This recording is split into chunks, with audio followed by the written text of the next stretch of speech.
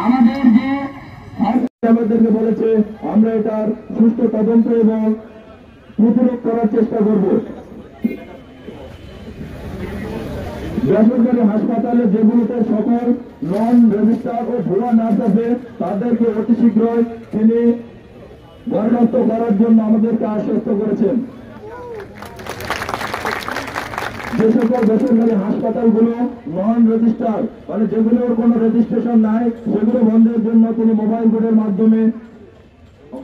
কোডের মাধ্যমে ব্যবস্থা গ্রহণ করবেন বলে আমাদেরকে আশ্বস্ত করেছে।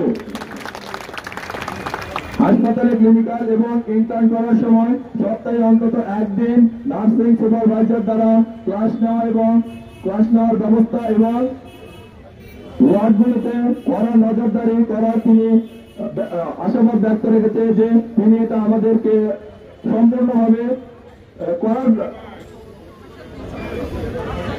আমাদের সহযোগিতা করবে। দপ্তর সেবক সেবিকা গড়ে তোলার লক্ষ্যে হাসপাতালে শিখানো এবং কাজের স্বাধীনতা এ বিষয়ে তিনি বলেছেন কর্তৃপক্ষের সাথে কথা বলার মাধ্যমে এটার সমাধান করবেন।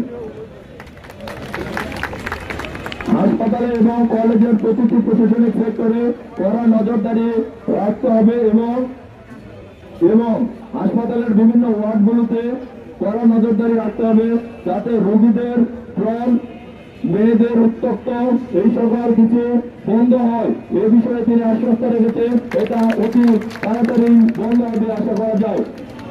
তো আমাদের আভ্যন্তরীণ যে বিষয়গুলো ছিল এগুলা আমরা ওনার কাছে লিখিতভাবে দিয়েছি, তিনি আমাদের আশ্বস্ত করেছে এগুলা অতি তাড়াতাড়ি একটা পদক্ষেপ নেবেন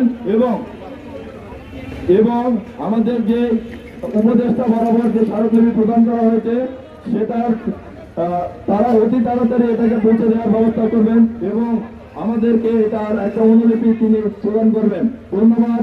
আজকের মতো আমাদের কর্মসূচি এখানে সমাপ্ত। আপনারা পরবর্তী ডাকে সবাই এক হয়ে আমরা মাঠে নামবো যদি আমাদের নামতে হয়। সবাই রাজি আছে?